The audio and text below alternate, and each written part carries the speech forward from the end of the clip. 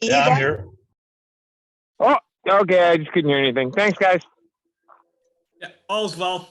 Man of the hour just isn't here yet. Sweet. Speak of the devil. Hi, everyone. I heard that, Yuri.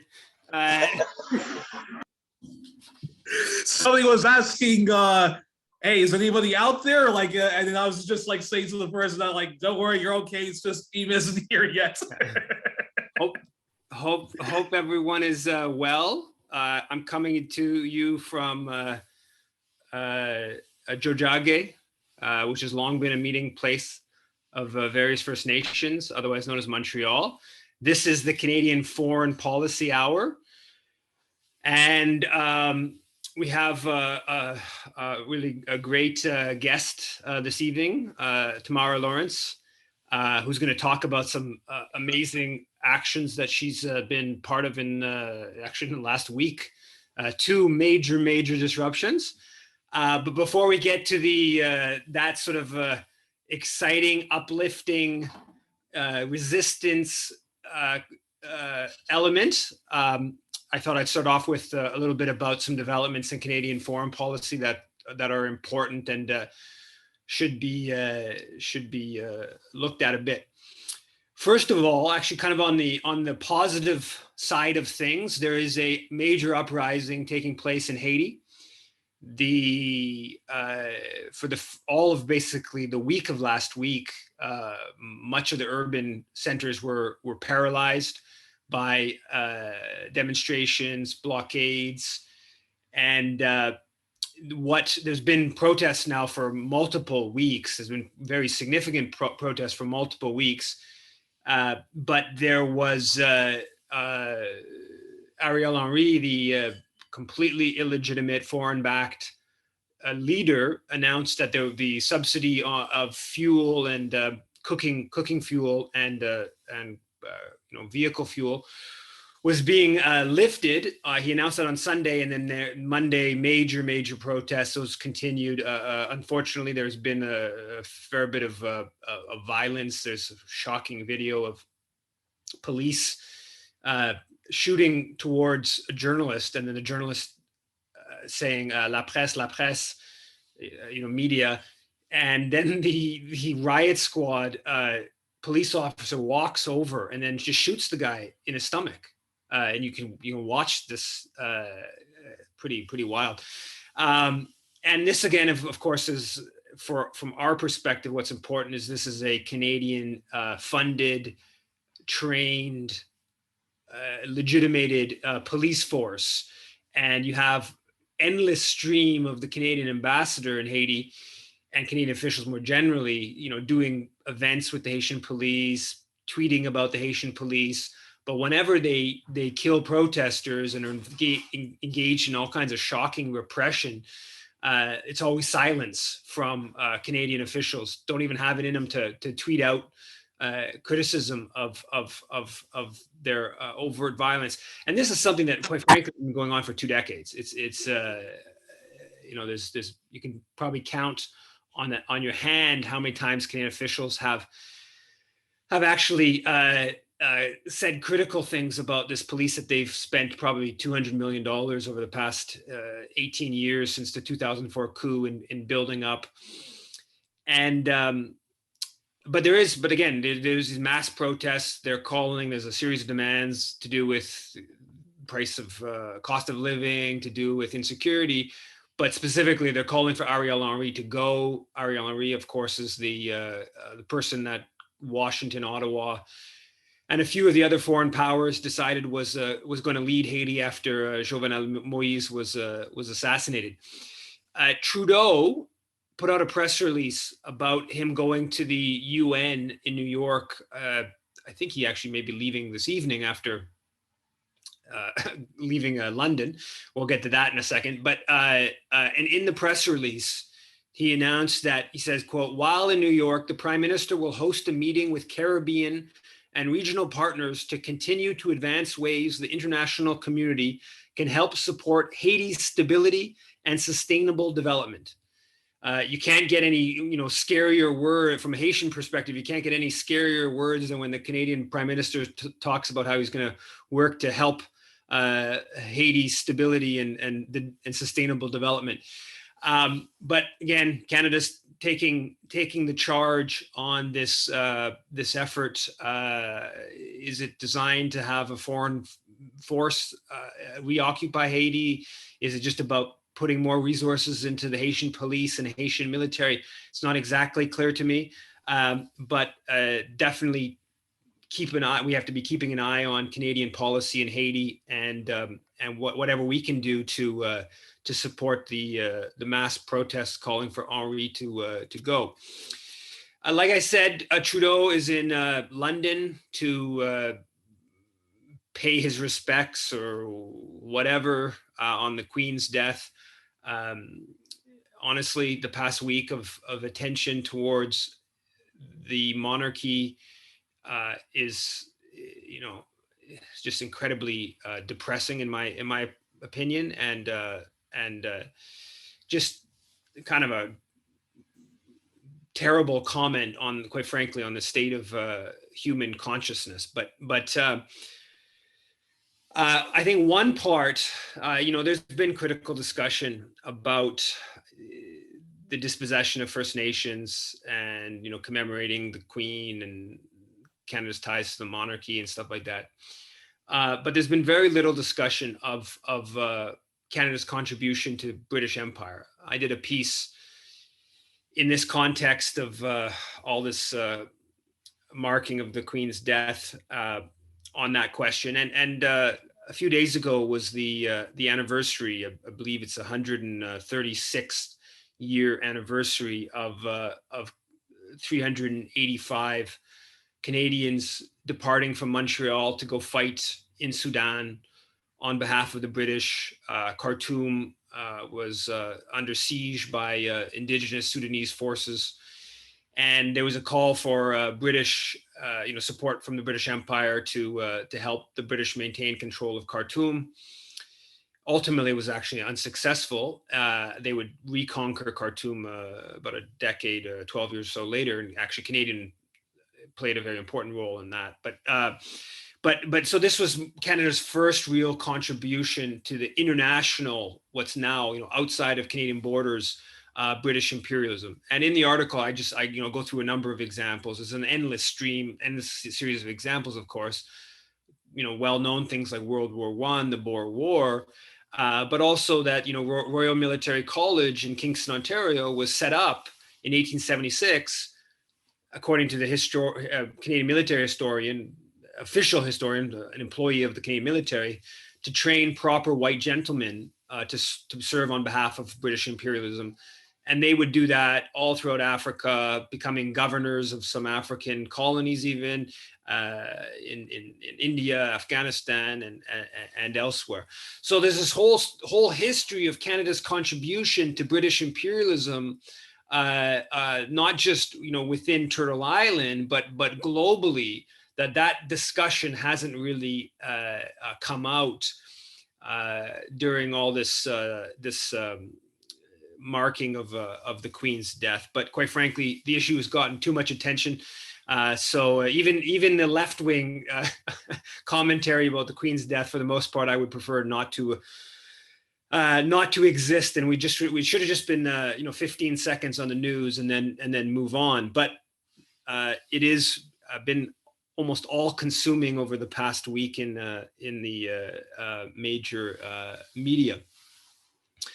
A few days ago, 100 organizations supported a Just Peace Advocates initiated with Al-Haq report calling for the UN database of businesses operating in the illegal settlements, for them to add Montreal-based WSP Global to that list for its role in the Jerusalem Light Rail, which is contributing to the maintenance of settlements and Israel's annexation of East Jerusalem. And that's just a very small piece of elaborate elements of Canada's support for Palestinian dispossession. Tomorrow, the Center for Israel and Jewish Affairs and the Canada-Israel Interparliamentary Group are hosting on the first day of Parliament sitting, so all the MPs being back in Ottawa, they're hosting a lobbying session with the Moroccan, with the Moroccan parliamentary group. And it's this, it's kind of an interesting, I think it's to do with the so-called Abraham Accords and Israel and Morocco reestablishing diplomatic relations under Trump. And so they're doing a lobbying effort in Ottawa. And it's just a sign of just how present and active the Israel lobby is on the political scene. Last couple of days in Washington, CIJA and other associated parliamentarians organized this summit that was called the Interparliamentary Task Force to Combat Online Anti-Semitism. The summit of the Interparliamentary Task Force to Combat Online Anti-Semitism. And it's people like Michael Levitt, the former Liberal MP, now head of Friends of Simon Wiesenthal Center, Anthony Housefather, the ardent anti-Palestinian MP here in Montreal, and a number of American, Debbie Washman Schultz, I believe is how her name, the congressional prominent Democrat congressperson. All these sort of anti-Palestinian, Erwin Kotler, I believe, was there. All these anti-Palestinian forces. And last night, The National had a clip about this. And half of the clip was about, or close to half the clip, was about Laith Marouf. And Laith Marouf, of course, is a Palestinian Canadian, longtime activist. There's been a huge, brouhaha about some of his tweets over the past month or so. There's a total meltdown in the dominant media and the Zionist groups, and clearly there's tweets that Laith put out that I don't agree with. I think that are, they are anti-Jewish. I don't think that's his spirit of where he's coming from, but I think that clearly there's tweets that I don't agree with, and then after the summit, CIJA, the Center for Israel and Jewish Affairs, actually has a tweet that they put out yesterday and said it refers to an important outcome of the Interparliamentary Task Force, and they thank Michael Levitt and others is getting Laith Marouf's a secondary Twitter account shut down. So they have like all the big social media companies were represented, Facebook or Meta, Twitter, and others. And like the big outcome that CIJA is boasting about is they got the secondary Twitter account of Laith Marouf shut down. So this is like the online hate that they're devoting all their attention to. So they ignore, or ignore is probably too strong a word, but they downplay all the right wing, far right kind of neo-Nazi type anti-Jewish online stuff. And they focus on the relatively marginal left wing, in this case from a Palestinian, someone whose family was driven from their homes, and it's just quite frankly quite remarkable to see. I know that Laith is actually doing a public thing actually at 7:00, just after this is ending. A public response to the just wild media. It's been on the front page of the National Post like 5 or 6 times over the past month. I did a piece where I contrast that I'm going to publish soon.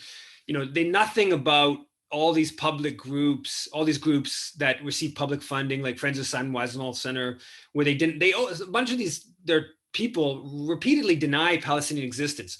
Honest Reporting Canada just deny Palestinian existence. They actually got their Twitter account suspended for a few days for for a recent tweet on the matter. But you know, all this sort of openly anti-Palestinian stuff from groups that are getting public funds, like Laith Marouf got, or a group that Laith was associated with got, but no attention on this anti-Palestinian stuff. And then all these charities in Canada, they're raising millions of dollars, public funds, subsidized charities that are actually engaged in erasing Palestinians, right? Be it supporting settlements, be it supporting the Israeli military. That gets no attention, right? The National Post never touches that question.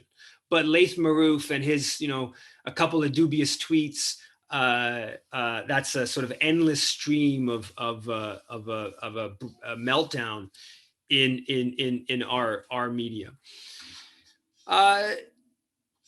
David Puglisi, the Ottawa Citizen military reporter, reported on, tweeted out, and I think he's going to be doing a story about this, a former Canadian Special Forces member that tweeted out, he said, quote, "I'm a 39-year-old father of 3, spent 17 years serving this country, most of that time in our counterterrorism unit, JTF2. I've been deployed all over the world on behalf of Canada. Justin Trudeau thinks I'm a misogynist and racist with unacceptable views. Trudeau must go." So he's echoing a sort of you know, right-wing, far-right kind of critique of Trudeau's recent statements. Well, Puglisi points out that the photo this Canadian former Special Forces member put in his tweet included a patch, an anti-Muslim crusader patch. I guess it's called a Knight Templar cross, and it's a symbol. It's a Catholic symbol of that engaged in the Crusades to, you know, free Jerusalem from Muslims. And I guess it's a symbol or patch that some elements of sort of far right anti-Muslim kind of forces wear on their military uniforms. So there's a, you know, there's you know, a lot of discussion.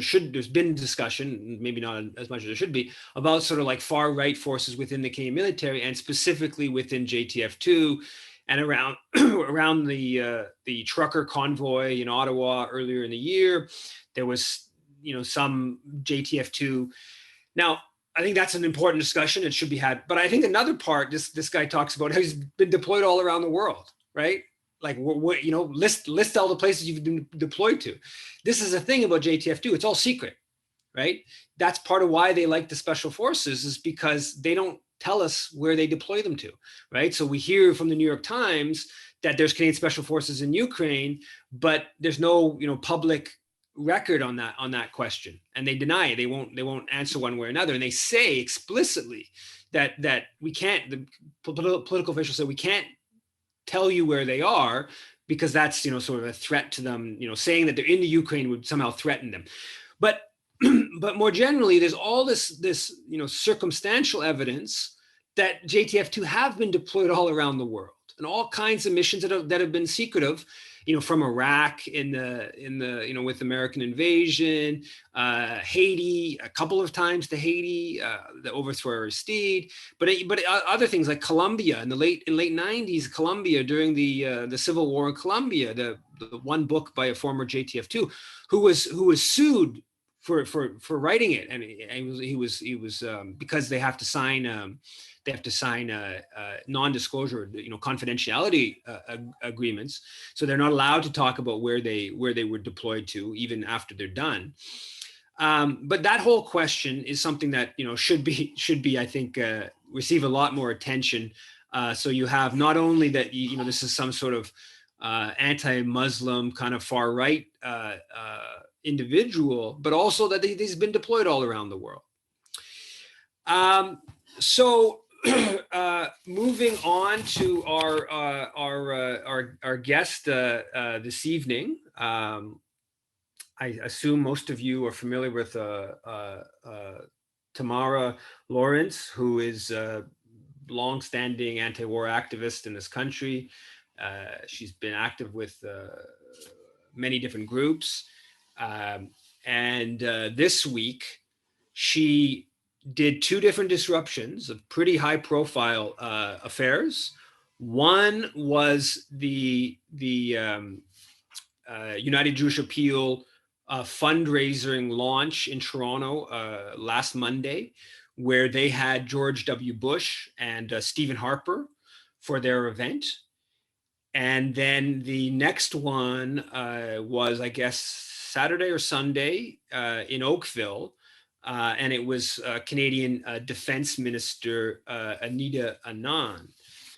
And I'm just going to play the videos of those disruptions.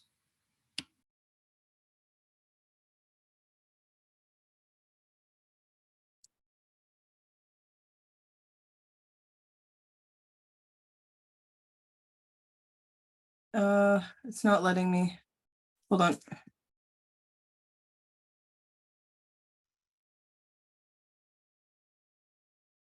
Standpoint in Canada is possible without the Canadian Armed Forces. The Canadian Armed Forces is an institution. It's okay, France. I just want to say that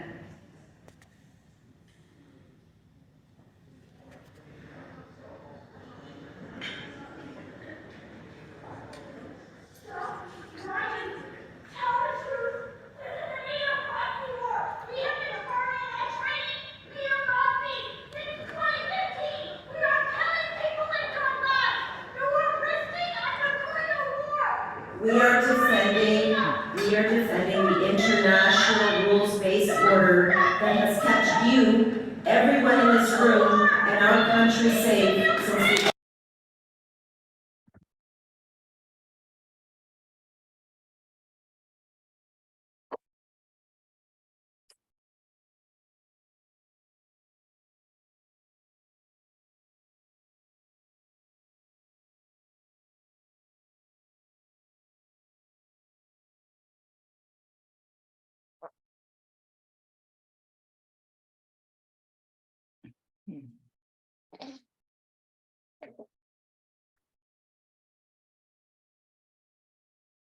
Not sure why we can't hear that. It's such a good video.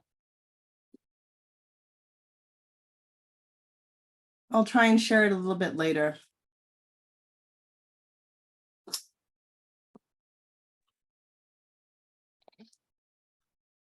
So that well, you saw the first one with Anita Anand, and then the second one will come in a second. So Tamara, are you here? So I start off I'm by here. just asking you. I guess just going to go one by one. So just give us a little breakdown of the George W. Bush, Stephen Harper disruption. So let me preface by saying that I was part of the Halifax Peace Coalition back in 2004 when we organized the largest demonstration in the history of the province of Nova Scotia when George W. Bush came to Halifax. We had 10,000 people on the streets, and I've wanted to protest George Bush again ever since. You know, it was absolutely disastrous, destructive, deadly what the Bush administration did in both Iraq and Afghanistan. And I've kept for 18 years this t-shirt that says international terrorist with George Bush's face on it. So when I found out that he was speaking at the UJA Federation of Greater Toronto at the Meridian Hall, last Monday, I really wanted to get a ticket, but the tickets were really expensive. They were $250. And I was really grateful to Lynn of the Canadian Voice of Women for Peace for crowdfunding a ticket for me to go inside. And I had really fantastic seat. I was about maybe 50 to 75 meters right in the middle of the stage from him. And I it's interesting because, you know, I dress the part. This is the UJA Federation is the well-heeled conservative Jewish community in the city, and the Meridian Hall holds about 3,000 people.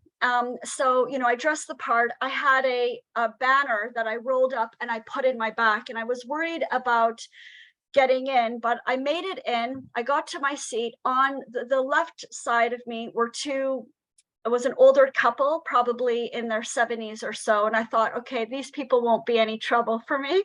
And then on my right was a group of three women, probably in their about 30s and 40s. And I thought, okay, I'll be okay with them too. But as these young women on my right came in to sit down before the event, I could hear them say, did you see the Bush demonstrators outside? You know, can you believe that they're out there, you know, with their signs? And I thought, just wait about 45 minutes. You're going to be sitting, you know, next to a Bush protester. Of course, I didn't say this out loud. I'm thinking of this, but, you know, I just sat very quietly when Bush and Harper came out on stage. Everybody stood on their feet and were loudly clapping and cheering. And of course, I got up and playing the part, of course. And then when Linda Frum, who's the former conservative senator, who was chairing the event, and this like fireside conversation with Harper and Bush, when they started talking about the war, and Bush was talking about how much he supports the Biden administration sending the weapons, and that in fact it was him that really got the ball rolling by forcing NATO allies to put in the Bucharest summit declaration, the NATO summit in 2008, putting in that declaration that Ukraine and Georgia would be part of NATO. So he talks about this, and just as he was, you know, speaking more about the war, I unfurled my banner and I stood up and I said as loud as possible, and I was practicing, you know, shouting at the top of my lungs. I unfurled my banner and I said, George Bush is a war criminal. George Bush is a war criminal. Millions of innocent Iraqis and Afghans have been killed, tortured, and displaced because your war of lies. And Tamara, I have your video now. Can I share it? Okay, The sound. sure. Okay. Sure. Let's watch it.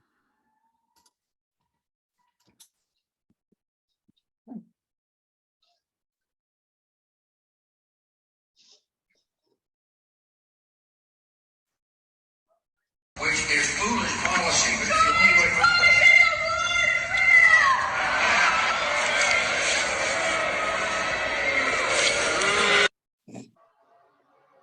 which is foolish policy, but it's the only way for So the funny thing about this as well is that I was organizing this with my son from World Beyond War Canada in Toronto, and Lynn with the Canadian Voice of Women for Peace. And we had reached out to some others if they would, you know, be able to protest outside while I was inside. But we weren't aware of anybody else inside that could record my protest.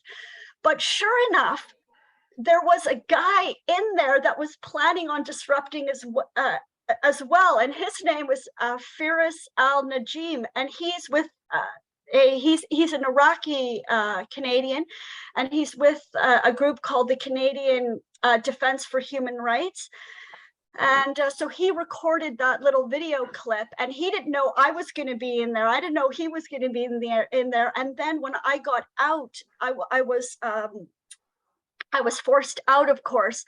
And then I saw that one of his activist with his center was out there with a really fantastic banner that said, you know, Bush is a war criminal. And so, you know, we stood together and I protested outside with my son and Lynn and some members of the Socialist Action, and others protested with my sons until everybody left the venue.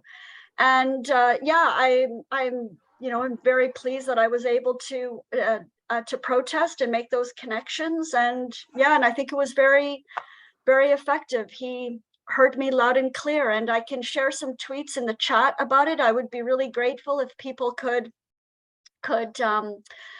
retweet these tweets. And I'm so glad that I did it. And I'm very glad for the support of the other organizations and the people that were able to help buy my ticket.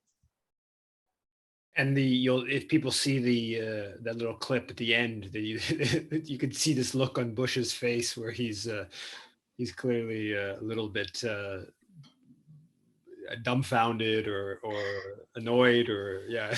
Yeah, and let me also say that I knew, I'm surrounded by a hostile audience, of course, and I really didn't want to lose this banner that I made. And so I knew that I was going to have to hold on to it with a death grip. And sure enough, there were two guys in the row behind that were pulling on this banner so hard, and I was holding on so tight, and I held on to it, and then about 4 security guards, dragged me out. But because I was so far in front of the hall, I shouted the entire way out. And I said, not only is Bush a war criminal, but Stephen Harper is a war criminal. And I mentioned, of course, Syria and Afghanistan and Libya. And then I mentioned at the end as well that, UGA shouldn't be, shame on UGA for hosting war criminals, and Israel is an apartheid state, and free Palestine at the end. Yeah, I'm glad we did that. And that I had the help, and I wish more people from Toronto had been outside protesting Bush, because he deserves it, and there should be accountability, of course. And let's never forget, if Bush ever comes to your town, please make sure you protest. And then, if you'd like, I can speak quickly about what happened on Friday. So it was on Friday. Yeah, go ahead with Canada's Defense Minister Anita Anand in Oakville.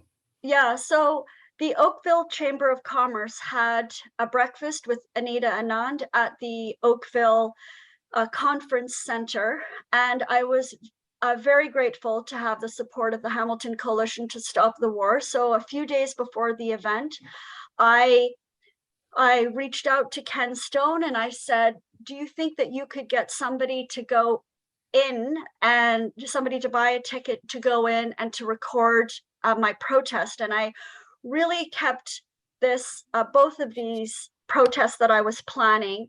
I didn't buy the tickets in my name. I had somebody else buy the tickets in my name, and I had, ID to get in.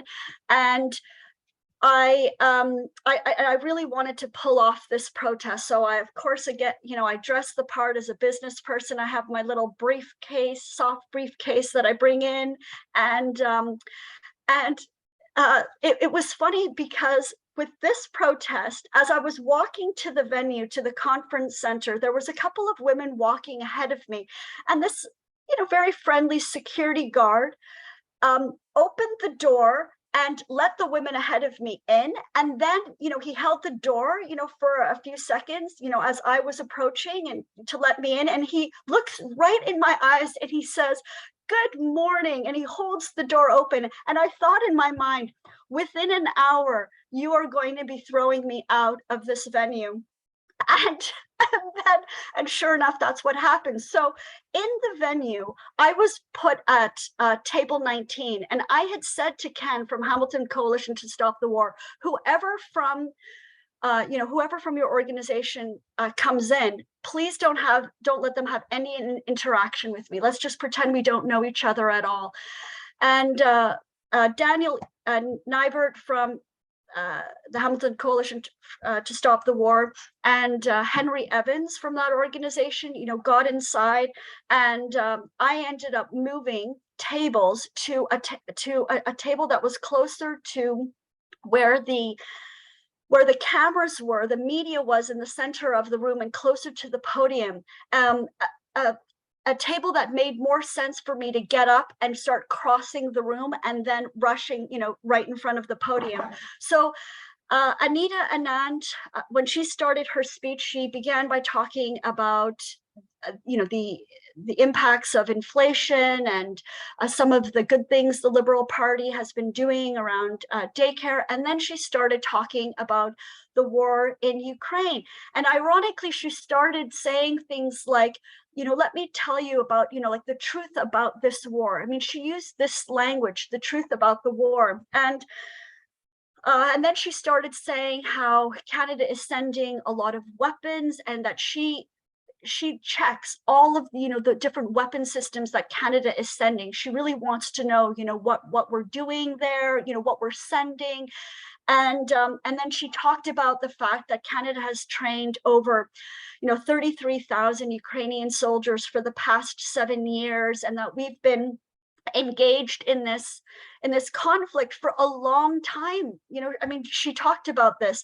And so at that point, and then when she started talking about this war being for the protection of democracy and sovereignty and freedom, and we don't want Russia to invade somewhere else, that's when I got up with my banner, and I got right into the center of the room, right before the podium, and I unfurled a banner that said, Anand, Jolie, Trudeau, and Freeland, stop the war, stop lying, stop sending weapons, stop NATO, peace in Ukraine, peace with Russia.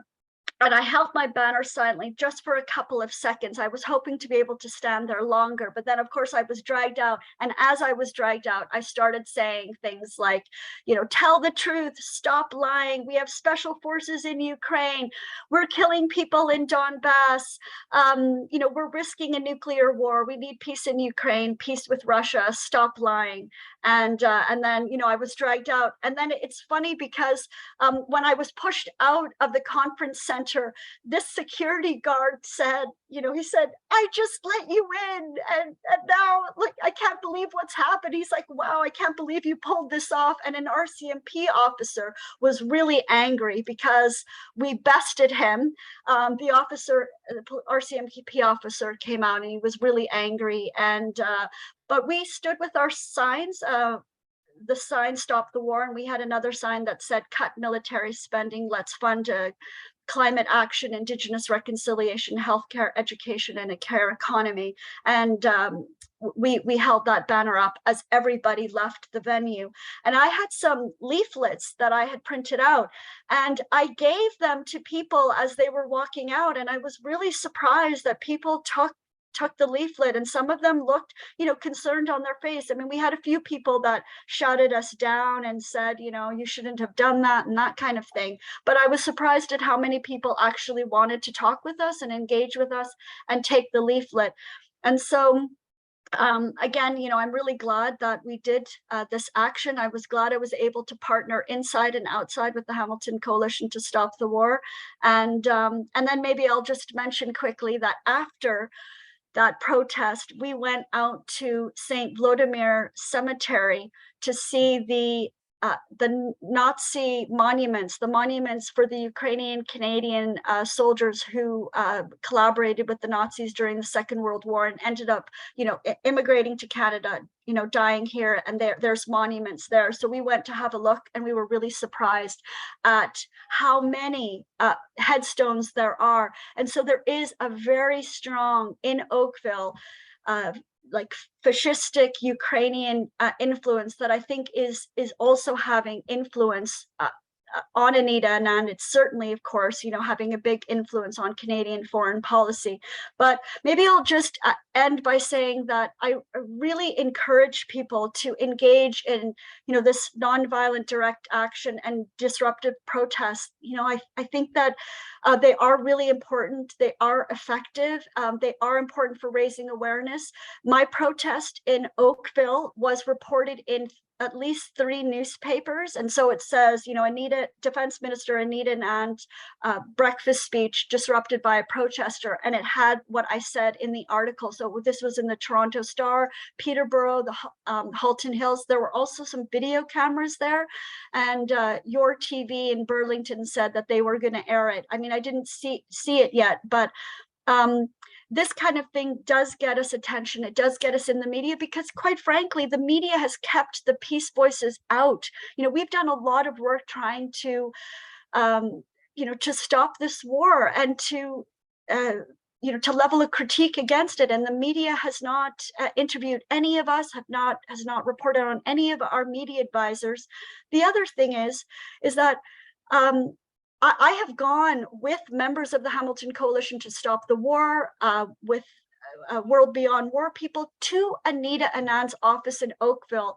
In the past few months, we have gone and we've delivered letters and petitions and talked with her staff and said, we want to have a meeting, we're opposed to this war, and we're totally rebuffed. I mean, we've never heard back from any of our letters. And so this is the one way that we can directly challenge. We could directly challenge Anita Anand, and these kinds of disruptive protests are really important, for you to be able to let your members of parliament know, how you feel if you're not getting any kind of communication with them. So I just encourage people to do this. It requires some planning, it requires some funds, but I look forward to hearing about your disruption.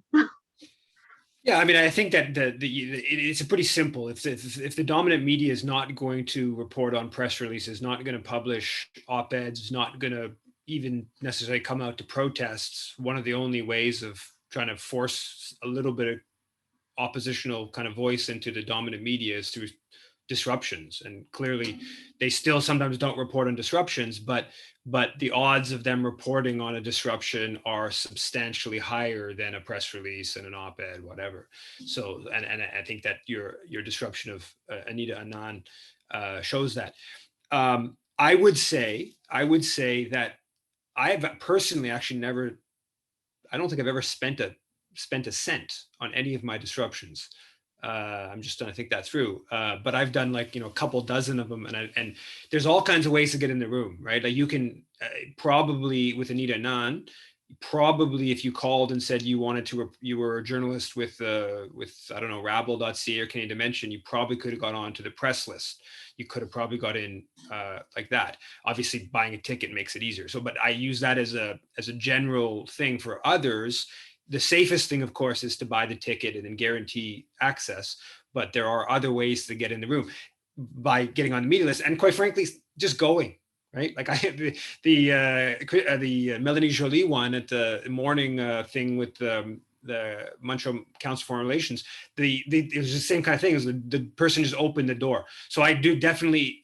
They thought I was just a legitimate person showing up at the event. So I think that it's a matter of putting yourself in a situation where you can get inside the room, and then the mechanism of the disruption is that's up to individuals to decide.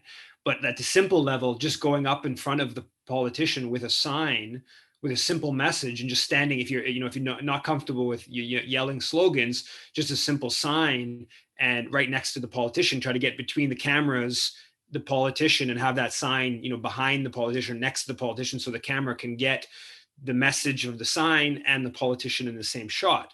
And then, of course, the more comfortable you are making slogans, then there's also the whole thing of videoing it and getting other people to video it, right? So you can get other people to video it, but you can also video it yourself, right? You can go in with your own camera and just have the politician in the eyesight and yell your slogans on the camera, and walk towards the politician or stand close to the politician or whatever. So you can film yourself. That's a thing that people can do themselves. You don't even need a second person inside the room.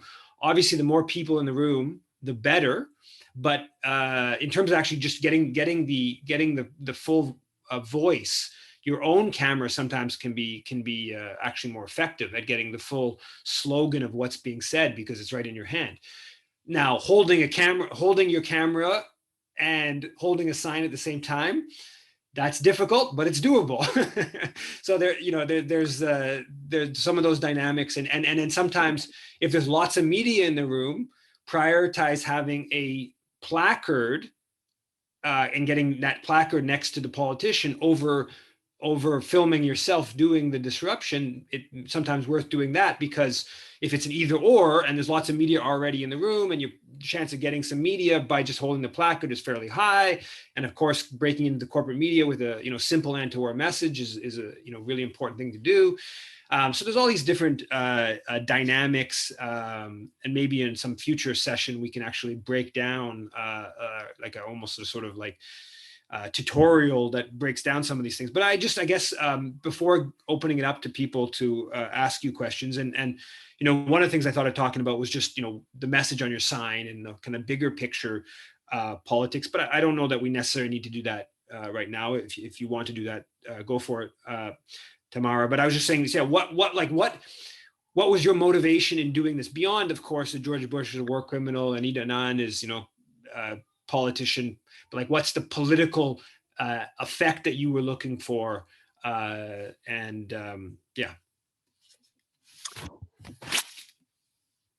Well, for George Bush, of course, I want to remind him that some Canadians want to hold him accountable for war crimes, crimes against humanity, the supreme international war crime that he committed in Iraq and, of course, in Afghanistan, and that he's not welcome.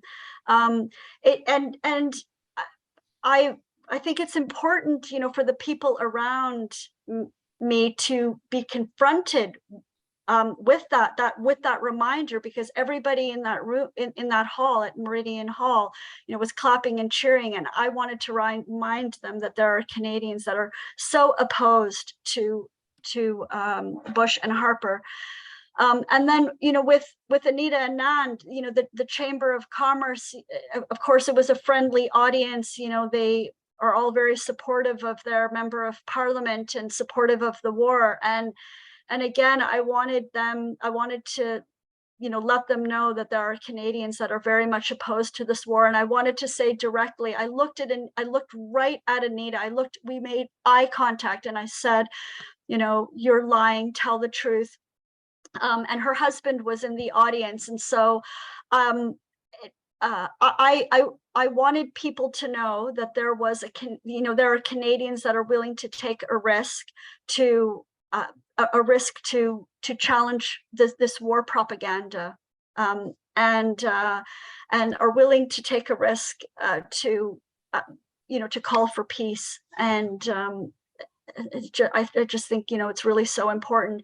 But I see in the audience tonight that there are people that joined me in the protests, like my son, and Ferris is here, and Ken Stone, and others. So maybe there might be an opportunity for them to share a little bit about what they did, because not only was the protest inside important, the protests after are also really important. So we made sure that everybody leaving the venue saw our banners again, that we were willing to go to protest right to the very end. And we had literature that we handed out. We had really good signs, and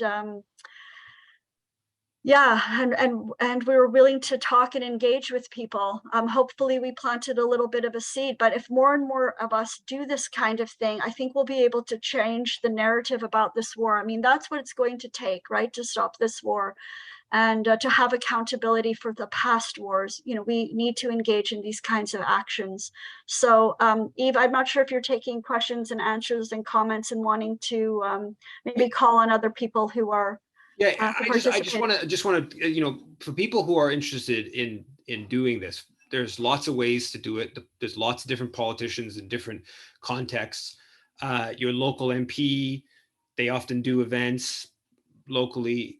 Hill Times, Politico have daily announcements about where ministers and other top politicians are doing events across the country. They release that usually late at night, early in the morning. So you don't have much time to mobilize. But my personal experience is most of these events you can just walk in, right? Doesn't necessitate much planning. It necessitates quite a bit of flexibility. So I do really invite people, and I think that one of the points I take to me with your disruptions is.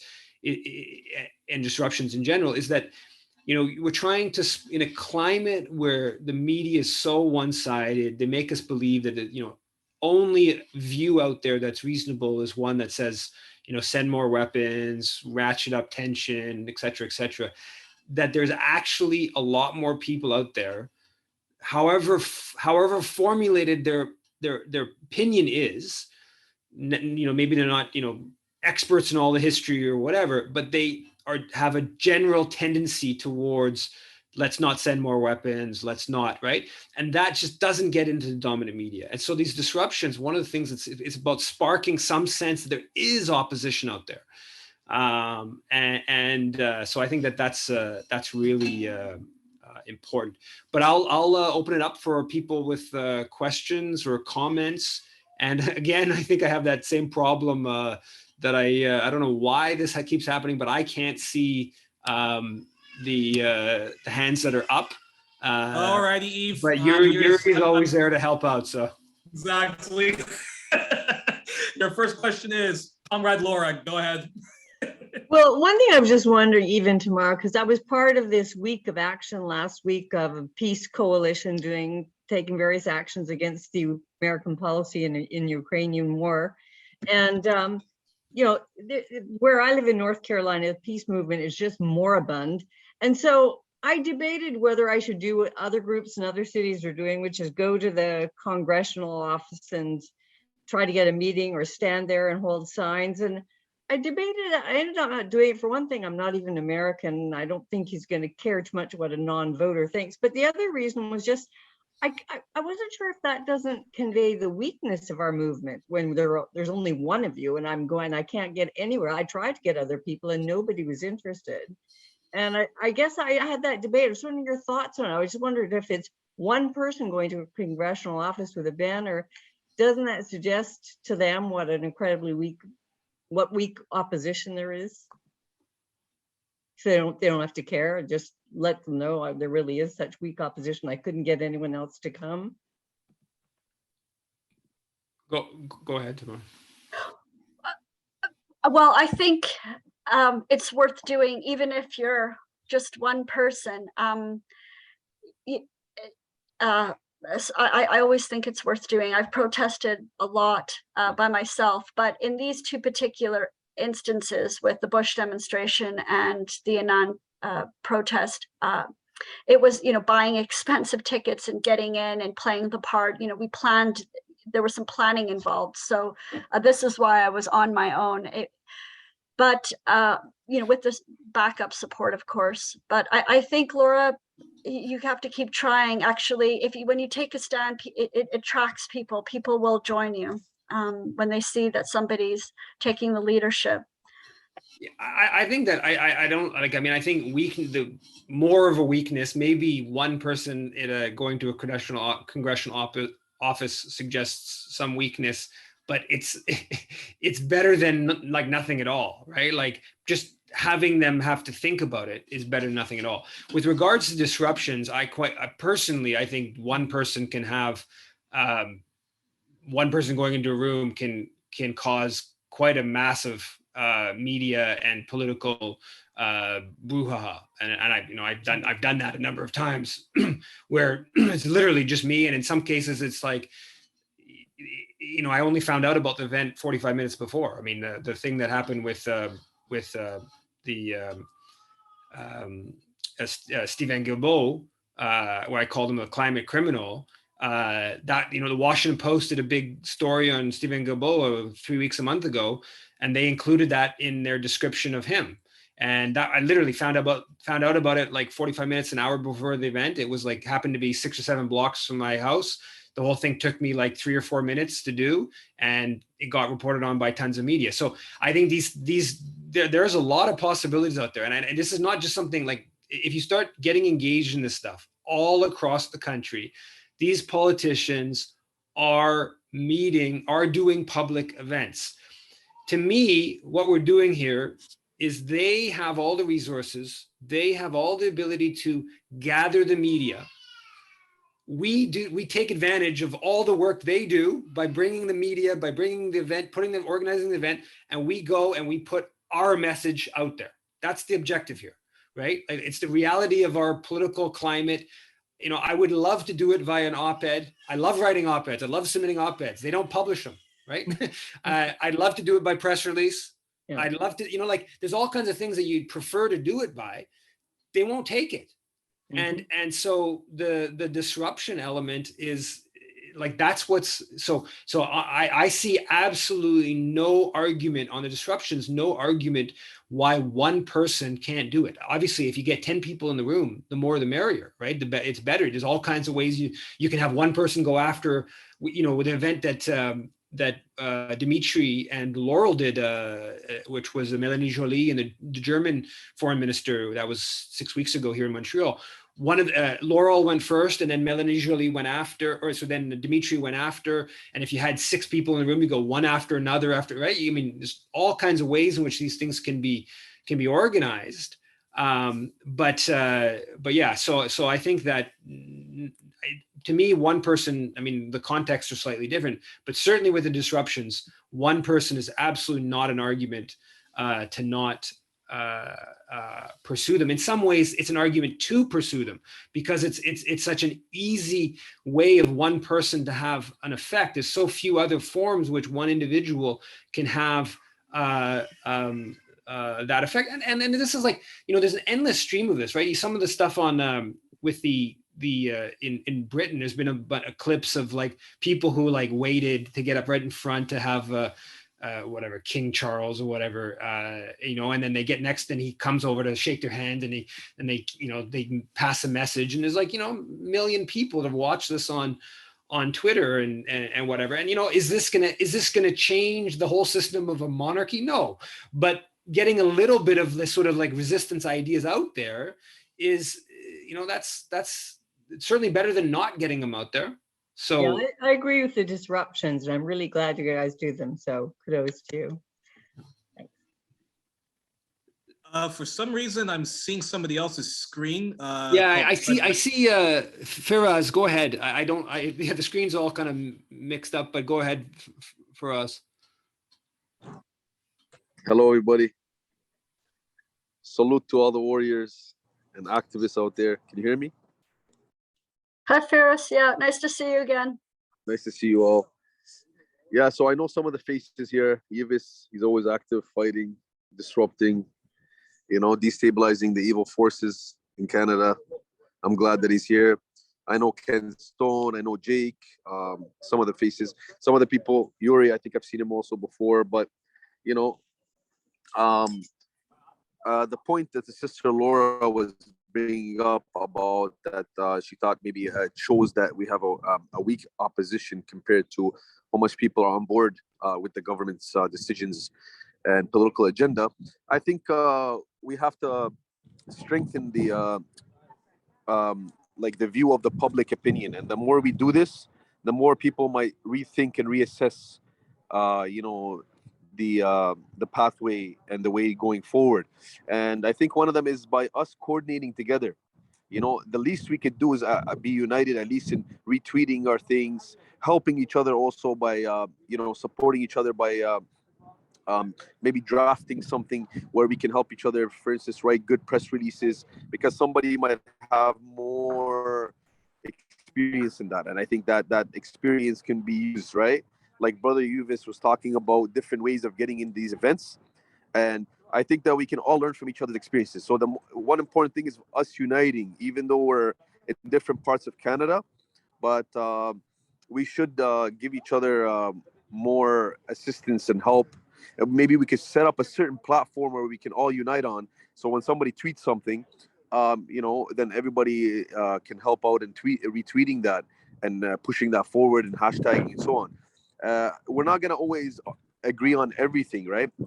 Because we have different views sometimes on certain things, but we have a lot in commonality. We want to fight imperialism. We want to fight colonialism. We want to fight Zionism, Wahhabism. I don't know if you guys know what Wahhabism is. Obviously, it's an extremist, deviant ideology of the Saudi regime that spread the wrong image of Islam. I mean, there's a lot of different things that we all, I think, have in common goals. So that's one thing. And then also cooperating and coordinating and planning a certain disruption also can also help. before we get out there. And we have that lack of cooperation sometimes.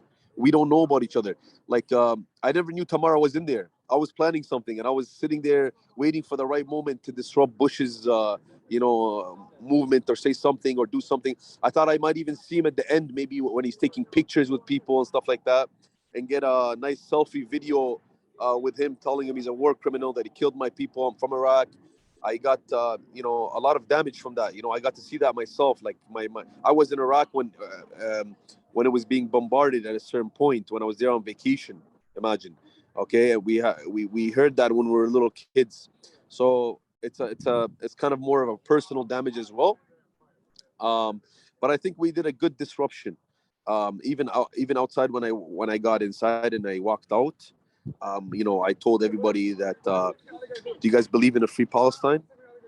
Are you guys against the Israeli crimes against the Palestinians, killing Shireen Abu Akleh? I was even wearing a T-shirt underneath my suit that had Shireen Abu Akleh's face, so I opened it and I said, "What do you guys think about killing Shireen Abu Akleh, this great journalist?" And then yesterday there was a very important event that I think a lot of people should have been out there, because of lack of maybe my coordination with everybody here and somehow having a platform where I can let you guys all know about it. There was an IDF, the Friends of the IDF organization supported by UJA.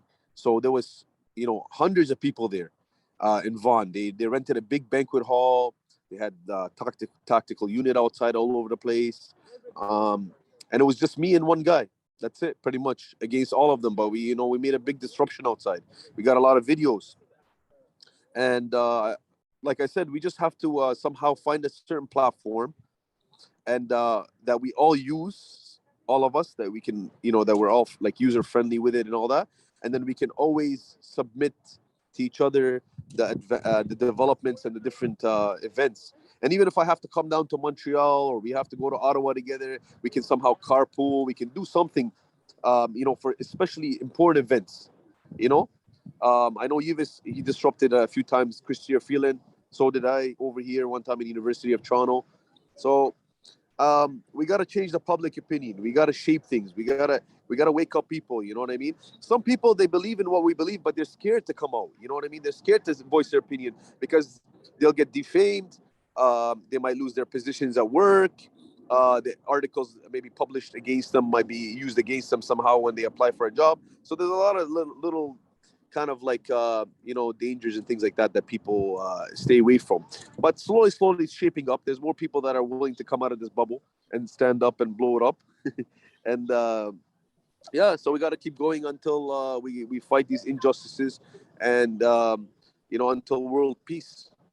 I'll just say that we had an organization that the pandemic really kind of kiboshed, which was the Disruption Network Canada, where we were sharing information across the country on upcoming events that we learned about, and we were sort of coordinating loosely on things across the country. One of the most important parts of it, of course, is the sharing of when events are happening.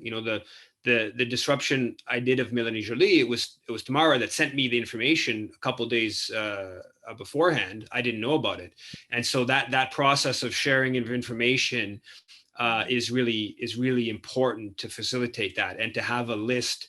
If there's some people on this call or people that might be interested in being on that type of list, or we know there are many people who aren't on this Zoom that might also be interested. It might make sense to try to recreate Disruption Network Canada and some of the sharing. WhatsApp? Is it on WhatsApp? Is it on which platform do you use to get this? I don't even remember where. I don't know if Wendy, maybe, I think she's on. I don't know if she's still active. She might remember. I don't even remember where we or Tamara, maybe. I don't remember how we shared the information exactly. But we did.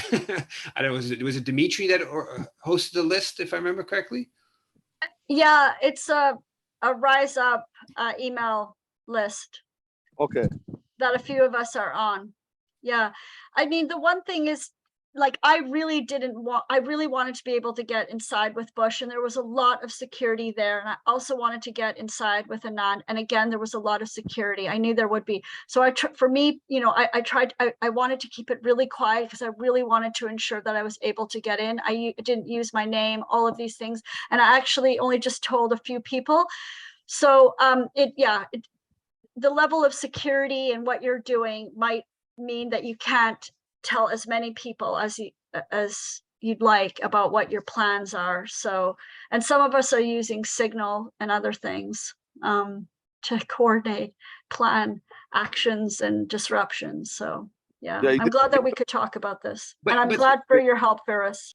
But just to be really specific, so Disruption Network Canada, it's the list. We're still on a list. I don't know who's actually moderating that list now. So if there are people who wanted to join that list, if we want to like rekindle that list, I'm not sure where people should email. Is it Dimitri that's in charge of that? Is that? I think so. Maybe Dimitri. Yeah. Maybe Wendy knows. So then if we find out about a certain event, just email it to you guys and then you guys will broadcast it on there? Like send it out to everybody? Is that how it works? Sure. That would be now. It's been dormant. It's been mostly dormant, but you know, it was 3 years ago. Let's wake it up. But yeah, let's revive this as soon as possible. Yeah. Now that COVID is done, kind of, and it's, you know, there's more events now. Like the Zionists, they had the first in-person event. That was the Bush and Harper event. That was the first one. They were so upset. They even wrote it in the article. That was the first one, and we came out there and we gave them a headache. You know, Yeah. Free Palestine. Eve, can I ask a question, or is it best to wrap up now? No, maybe just go ahead. Well, actually, yes, go ahead. I'll also just mention before you ask the question that you are moderating a debate. Yuri is moderating a debate on Wednesday. I don't have the details right in front of me, but about whether war is ever justified, that people might be interested. And also, I also want to mention that there is an anti-NATO demonstration here in Montreal on the next weekend. If people on 2 p.m. on the 24th. Just give me that confirmed. Go ahead, Yuri. In the chat, I just want to say I put in Yuri's thing for where people can register to get in the debate that he's moderating. Yes, and just before I ask my question. Thank you for that, Eve, and thank you, Laura. Yes, and it's going to be this Wednesday. So yes, this Wednesday, September 21st, 7 p.m. I think 7 p.m. New York, Montreal, Toronto time for for those of you in Turtle Island. And yes, it's going to be a very good debate between Arnold August and David Swanson. And what's going to be very great about this debate is that it's between two anti-imperialists rather than some pro-warmonger and David the Peacenik. But a question I wanted to ask Eve and Tamara. I wanted to ask a question about about the divisions within the peace movement when it comes to Ukraine. But I think it's best to save that for another time since it's such a broad topic, and Ukraine is still a very thorny issue amongst amongst the left and so forth. But question I wanted to ask is, a lot of people get quite depressed, like a lot of people feel very isolated, and a lot of people feel like they're the only one that's against NATO, the only one that's against war in Ukraine, the only one that's against the pivot to Asia and so forth. And then a lot of people also feel that because the anti-war movement, whether it's in Canada, whether it's in Britain and in Belgium, I can guarantee you it's much smaller than both Canada and Britain put together.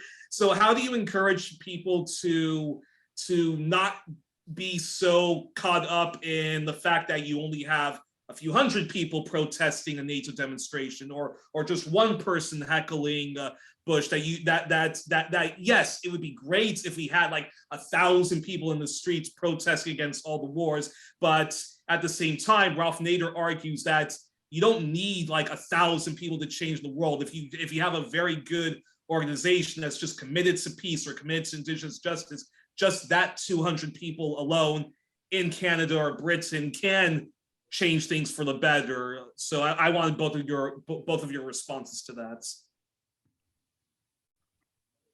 Well, maybe I'll just say quickly that, yeah, it was Howard Zinn that said small acts, multiplied can change the world. And Exactly. And And Ralph yeah, Nader says something similar. exactly. Howard Zinn said something similar. Exactly. So I think, it's just really important to take a stand. And once you do, people will join you. I started protesting the NATO Association of Canada office in downtown Toronto. I was planning to be by myself in January of 2019 for the 70th anniversary. I protested every single month. By the end of the year, I had a little group of Torontonians joining me every month, protesting NATO. And now, we have a little movement against NATO in Canada. It's great. Same thing in Nova Scotia in 2012 when the Harper government said we're going to be building warships at the Halifax shipyard. And I started protesting by myself. And at the end of the year, I protested every Wednesday. People started joining, and different people. And so I just encourage people, if you don't have a group with you, to have the courage to stand out there, because people will join you. And there are many people, there are many people that that do share your views. They're looking for somebody to take the first step. On that inspiring note, thanks everyone for coming out, and same place, same time. Have a good rest of your evening. Thanks, everyone.